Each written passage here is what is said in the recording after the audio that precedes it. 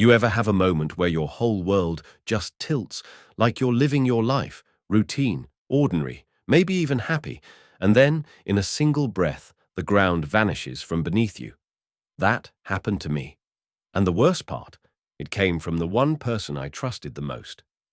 My name's Alex. I'm 35.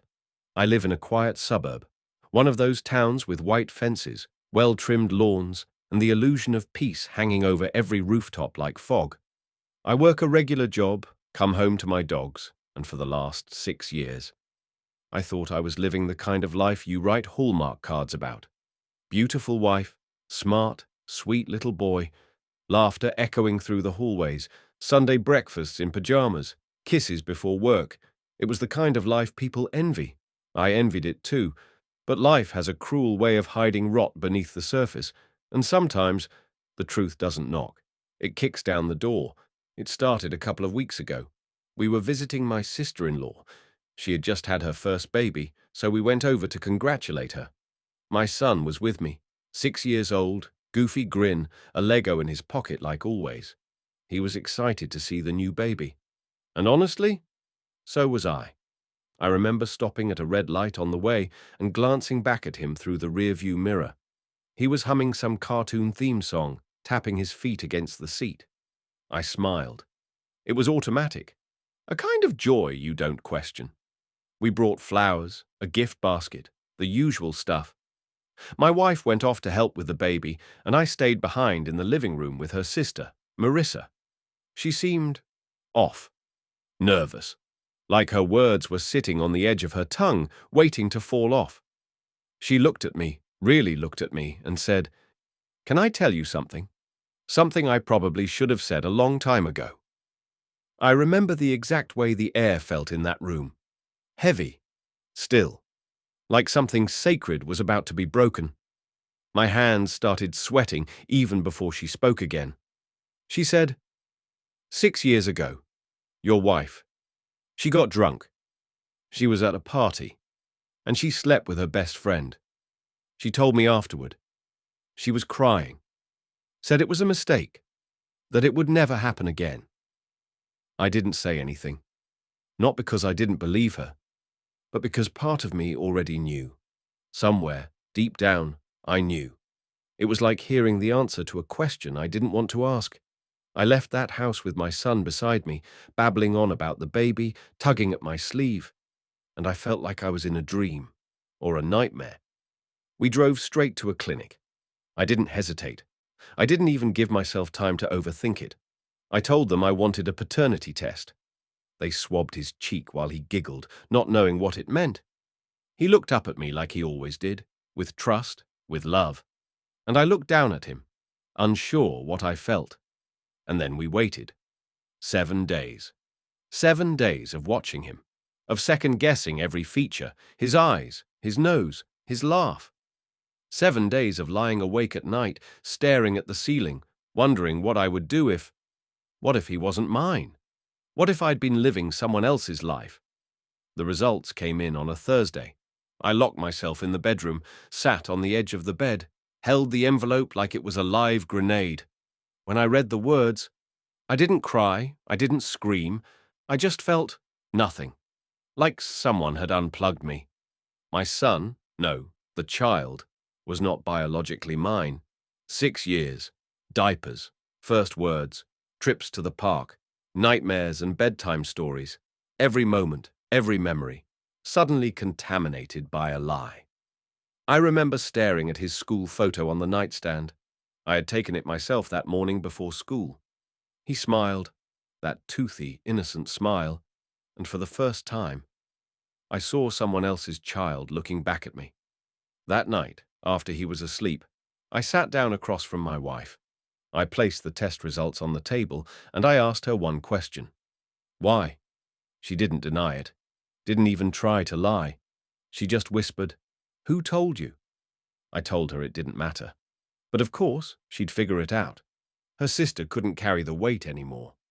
She started crying, those silent, shaking sobs that used to make me reach for her. This time, I just sat there, stone, listening to her excuses. It was one night. I was drunk. I've been faithful ever since. I never meant to hurt you. But it wasn't just one night. It was a lie that lasted 6 years. It was a family built on betrayal. I asked her what she thought would happen, what she expected from me. She said she thought it didn't matter, that love would win, that biology was just science, and we were more than that. And maybe in some other story, maybe for someone stronger than me, that would be enough. But not here. Not now. I told her I wanted a divorce. She froze, said she was devastated, that she couldn't imagine losing me, that we could still be a family. Then she changed tactics, said she was going to fight for full custody. I laughed. I think it surprised her.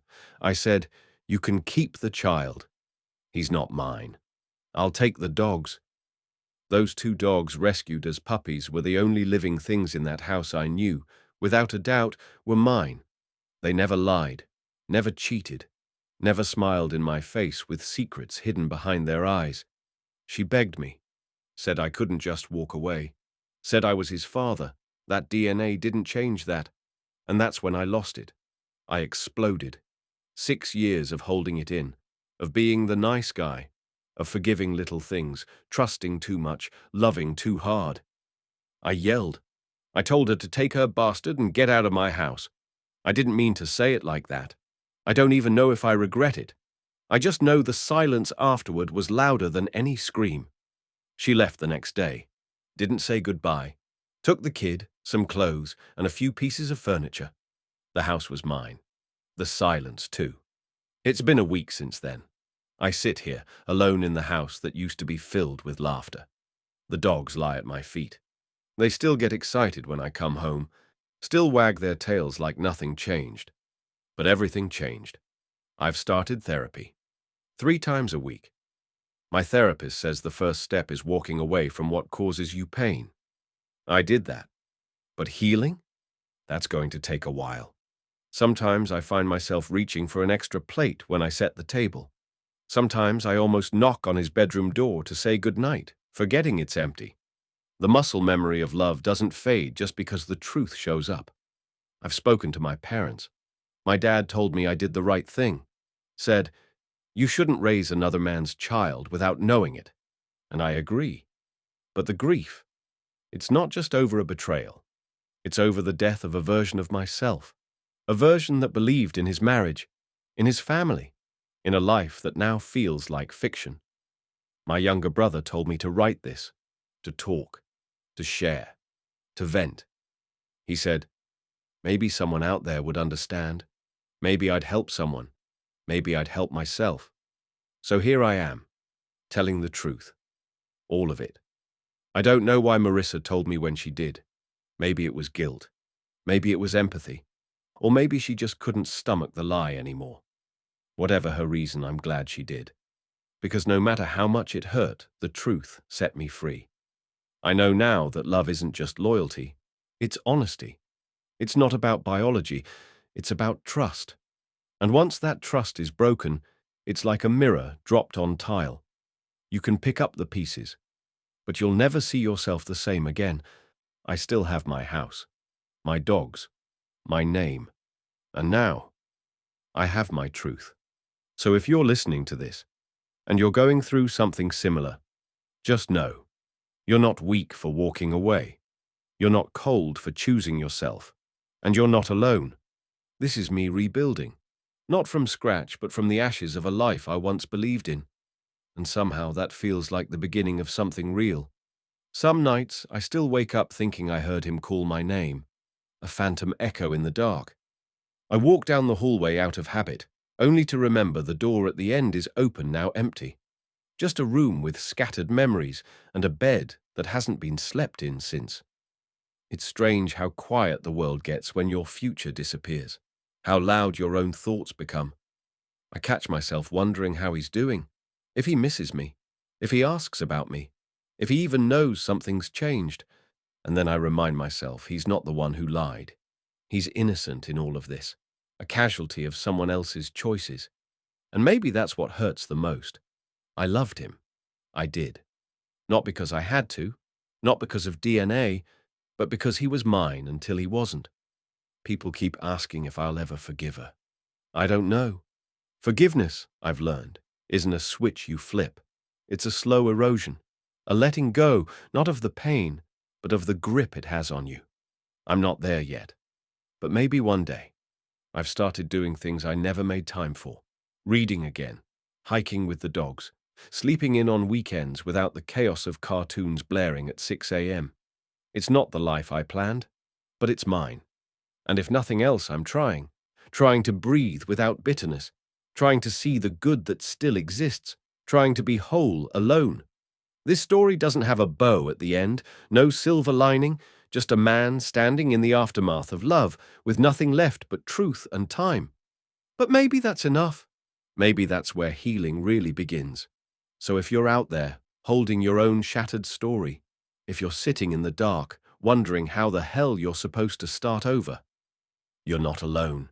We don't all get closure. We don't all get justice. But we do get a choice, to carry the weight or to set it down. And tonight, I choose to let go not of the memories, but of the pain.